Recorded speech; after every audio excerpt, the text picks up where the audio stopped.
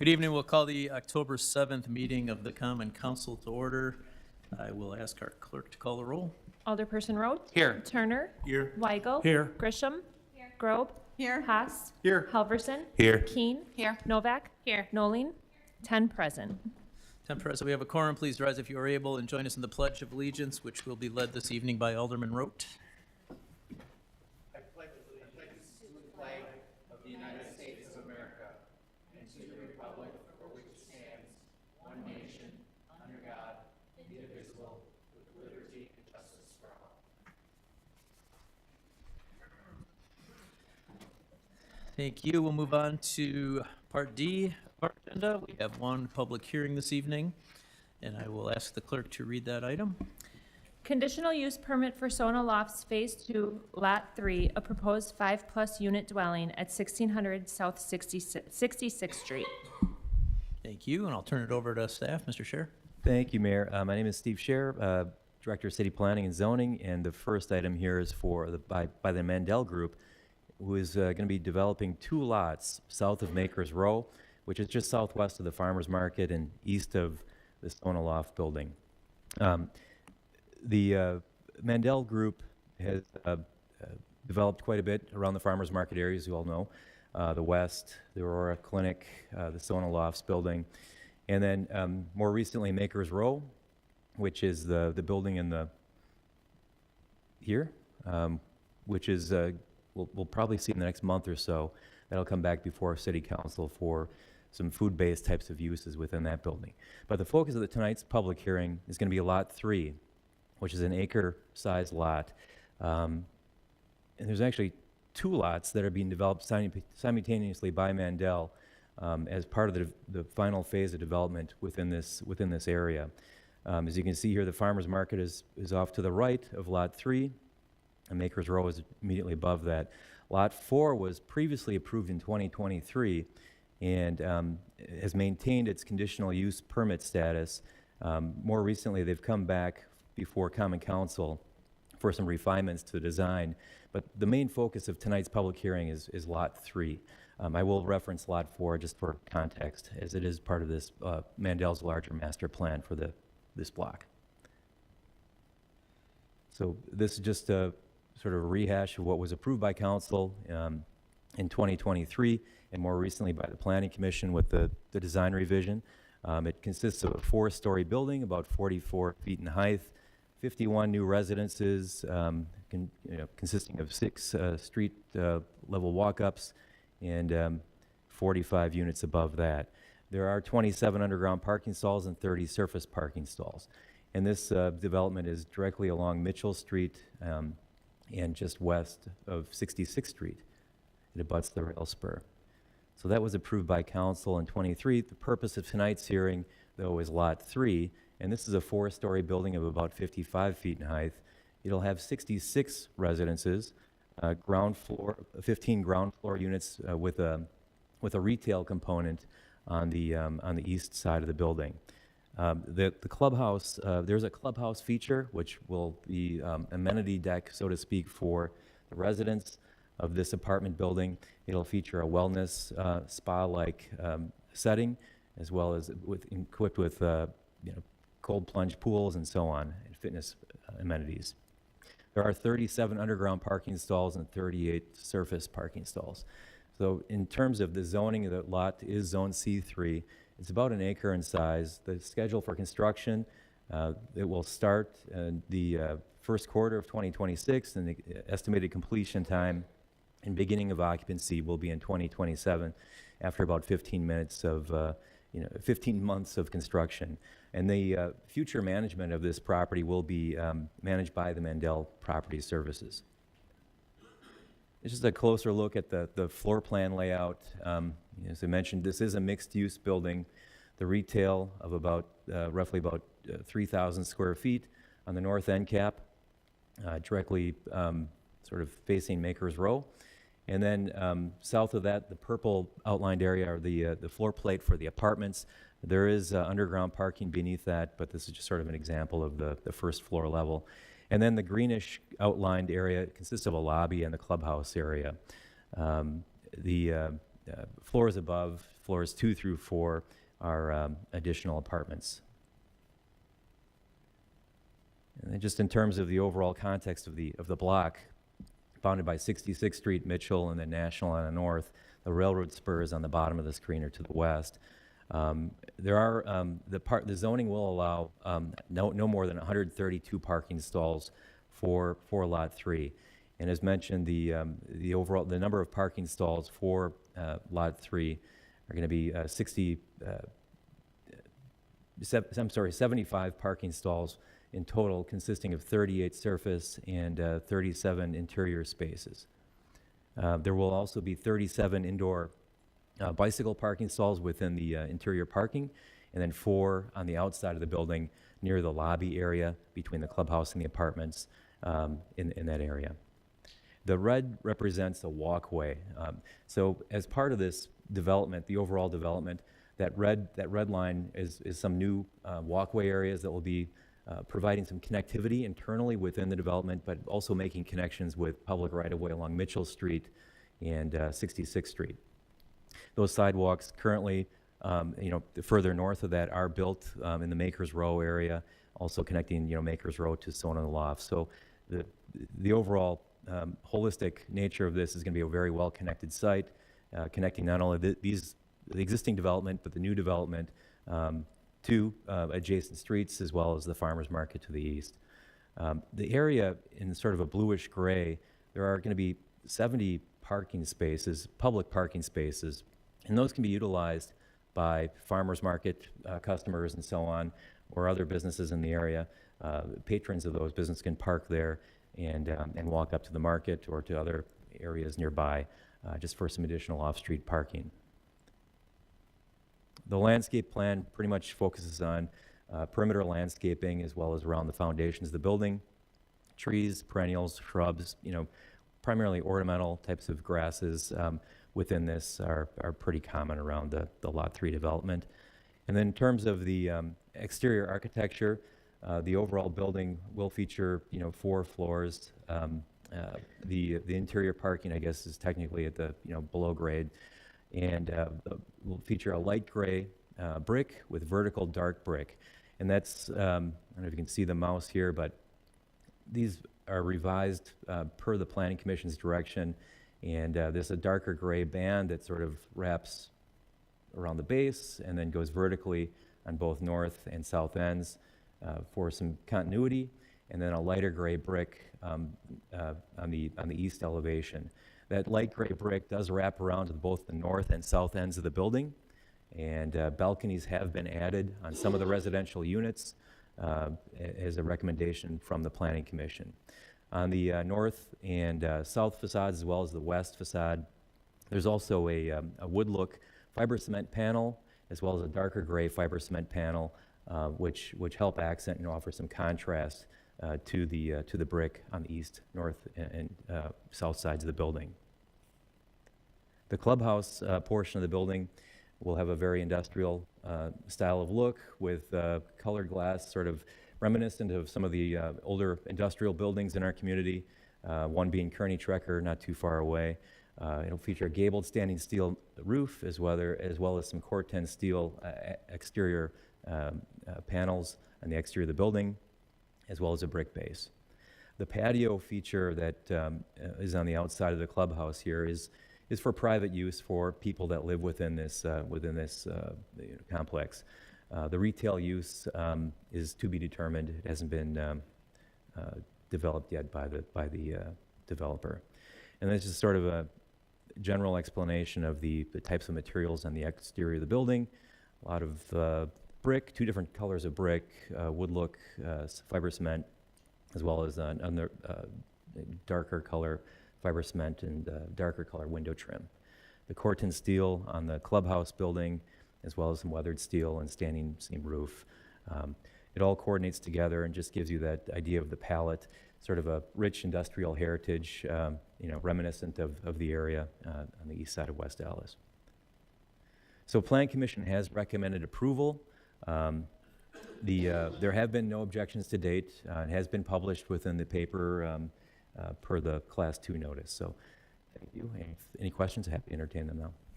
Thanks, Mr. Scher. Are there any questions from the Common Council? Mayor Devine? Go Alderwoman Keene and then Alderwoman Weigel. Steve, Alderman Weigel. couple of questions. So you did say, and I know this has nothing to do with Maker's Row, there are retail shops looking there, because it's been vacant for a while, so I just want to make sure before focus gets put onto a new project, that we're also making sure that the current project is getting wrapped up nicely with a bow. Yeah, there's been letters of intent, and our economic development team has been working hard with Mandel Group, or Bob Monnet on the chemistry, so for that Makers Row building, and we expect to see those come before the council. At least 2 of them will come before council. So, Great. yeah. And then with the retail side of it, is there a reason that they still want to go for retail? Because I just know Sona had a hard time getting that retail space filled. We can go back to Maker's Row, and now we're going to kind of do it again. And then at first, with Maker's Row, okay, it was too big a size, and you're saying this is 3,000 square feet.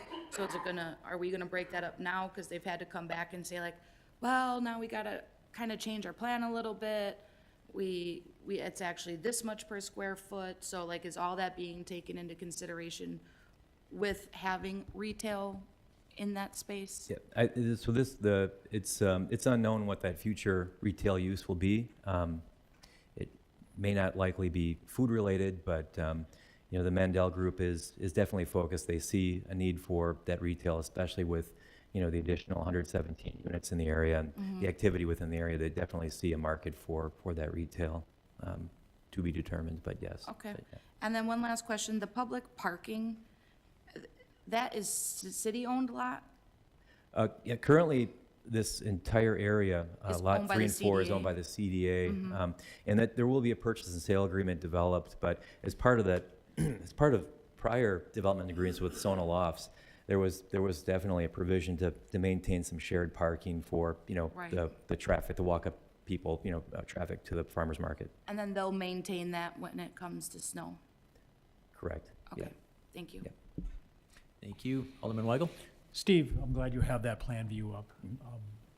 The pedestrian walkway, I know that parking lot on the south end of the Sona Loft building is there already, but I'm wondering with the possibility of the decommissioned railroad tracks becoming a bicycle pedestrian connection, where would that red line extend down? Because, the front door to Sona Loft is on the east side of the building in there. And if you were coming on that bike path, say off the Hank, how would you access the rest of the property then? Are we expecting them to go onto National Avenue and come around, or? Yeah, Or is it, I guess it's probably too late to punch it in between the parking lot and is that a stormwater retention basin there? Yeah, the bioretention is actually currently there today, and it's functioning. But it's not too late. We could certainly talk with, Dan, he's here tonight from Mandel, about that possibility of a connection. I think it's a very good idea. Certainly you would have the National Avenues and the Mitchell Streets to make those connections to this development, but it's not a bad idea to maybe explore, something alongside the parking lot if it's feasible. And then that could double then as a pedestrian connection into Oak, because let's say you lived there in one of those, either the proposed units or even the existing Sona Loft, it would be a better connection into the parking lot at Oak and whatever else becomes in that property. Yeah. Okay, thank you. Good idea. Thanks. Thank you. Any other questions from the alderpersons? Seeing none, are there any members of the public with questions on this public hearing? All right, seeing none, we will close our one and only public hearing, and we will move to Part E of our agendas, which is public participation. This is where the council may receive information from members of the public during this 30-minute period. Each speaker must announce their name and address, sign in at the podium, and limit their comments to one statement of no longer than 5 minutes. We cannot, as a council or a body, take action on topics raised by the speakers, and we cannot discuss these topics with the speakers. That being said, is there anybody that wishes to address the council under public participation this evening? Come on up. You'll need to push the button on the base there to turn the speaker on, or the microphone on. Does that work? Perfect. Okay. My name is Jeff Dillman. I don't live there, but I own a property at 3300 South Walmer Road. And I'm not sure if this is the right arena to address it, but I feel like I need to start somewhere. I purchased this property. It's an 8-family unit, and I purchased it late last year. And I recently it had been brought to my attention because I had to go to the dump. I had a tenant move out. I went to the West Allis dump, and I've dealt with Milwaukee for the last 21 years. So this is my first property in West Allis. I'll put that out there. Anyhow, I could not get into the dump. They would not allow me into the dump because my LLC didn't match my driver's license, didn't match my LLC name, but I had documents verifying the LLC. And they told me that, then I don't know who I talked to. I don't know if it was you, Dan, or, okay. Talked with Kevin, and he brought to my attention that property owners are not allowed to use a dump for those kinds of purposes.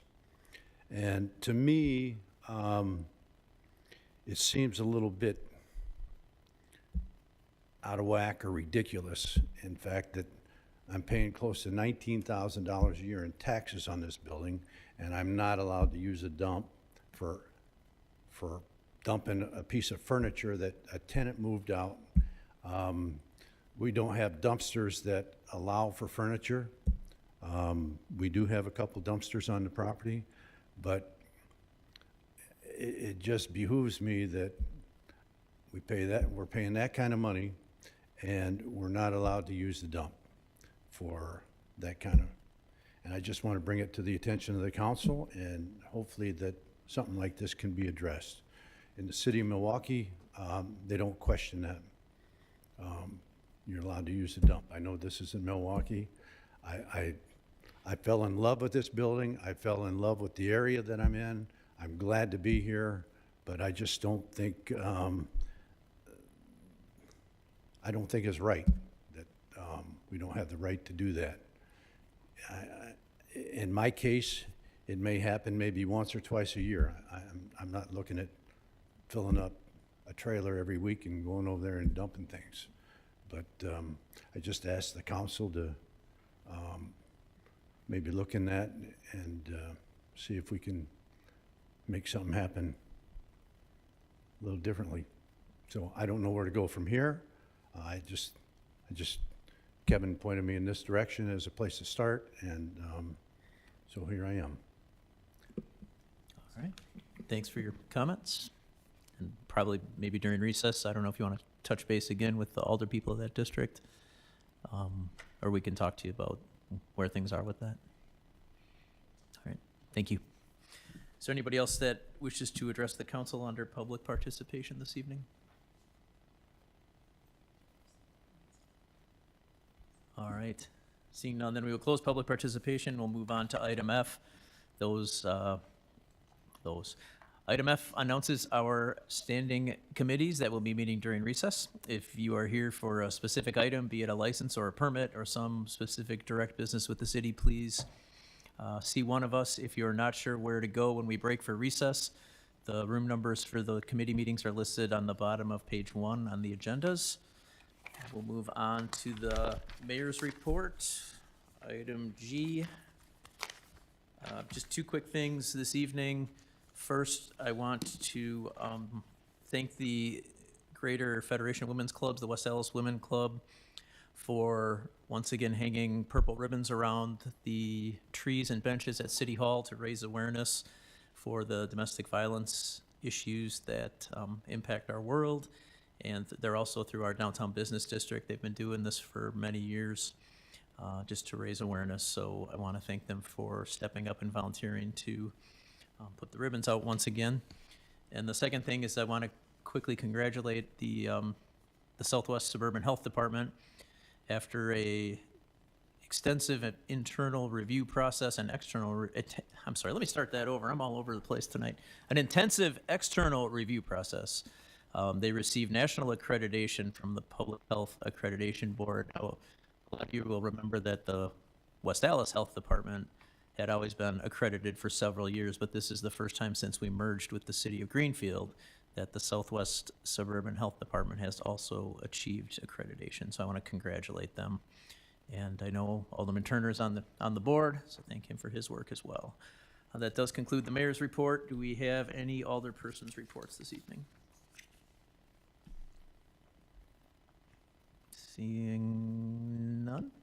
Mayor Devine, Alderman Haas. I move for approval of the minutes of the September 16th, 2025 Common Council meeting. Second. There's a motion and a second. Are there any corrections? If not, all in favor? Opposed? The ayes have it, the minutes are approved. And then we will go to the standing committee reports, which we have none, and we will go to item K, Alderman Haas. Thank you, Mayor Devine. Do any alderpersons wish for separate action on any of the items in our consent agenda? Then, seeing none, I move for approval of item K, our consent agenda. Second. There's a motion and a second. If there is no discussion, I will ask the clerk to call the roll. Alderperson Rote. Aye. Turner. Aye. Weigel. Aye. Grisham. Aye. Grove. Aye. Haas. Aye. Halverson. Aye. Keen. Aye. Noling. 10 in favor, 0 opposed. Did you?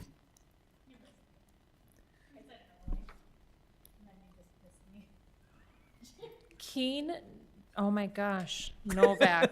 I have him. It's not intentional, I promise. Okay. Novak. 10 in favor, 0 opposed. My apologies. Motion carries. It's a good time for recess. What do you say, Alderman Haas?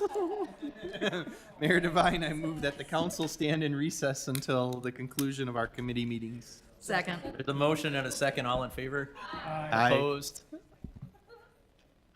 All right, we're in recess.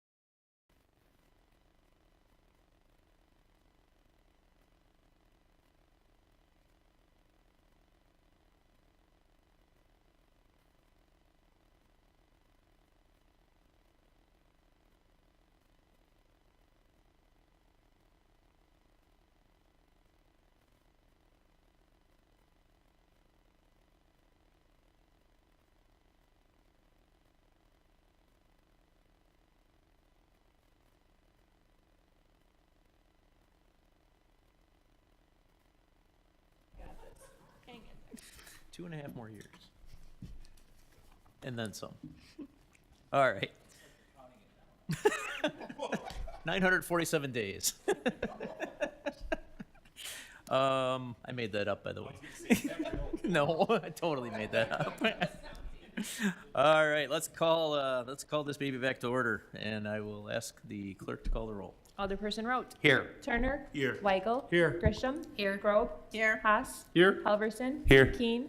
Here. Novak. Here. Nolan. 10 present. Who's Novak? All right, we have all 10 present, and we will begin with the committee reports. We will start with the Administration Committee, and I will ask the clerk to read out that report. The Administration Committee recommends adoptions of items 22, 23, 24, approval to send item 25 to Circuit Court for an appeal, and for item 26, proceed as directed by the city attorney during closed session. Mayor Thank De- you. Mayor Devine, I move in accordance with the committee report. Thank you, Alderman. Is there any discussion, or are there any questions on the Administration Committee report? If not, I will ask the clerk to call the roll. Alderperson Rote. Aye. Turner. Aye. Weigel. Aye. Grisham. Aye. Grobe. Aye. Haas. Aye. Halverson. Aye. Keen. Aye. Novak. Aye. Nolan. 10 in favor, 0 opposed. Motion carries, and then we will do the Public Works Committee. It was. Updates. Very good. Economic Development Committee. The Economic Development Committee recommends granting of item 29 upon updating their floor plan, granting of item 30, approval of item 31, and holding of item 35 until the October 21st meeting. Mayor Devine, I move in accordance with the committee report. Thank you, Alderwoman. Is there any discussion on the Economic Development Committee report? If not, I will ask the clerk to call the roll. Alderperson Rote. Aye. Turner. Aye. Weigel. Aye. Grisham. Aye. Grobe. Aye. Haas. Aye. Halverson. Aye. Keen. Novak. Aye. Nolan. 10 in favor, 0 opposed. Motion carries.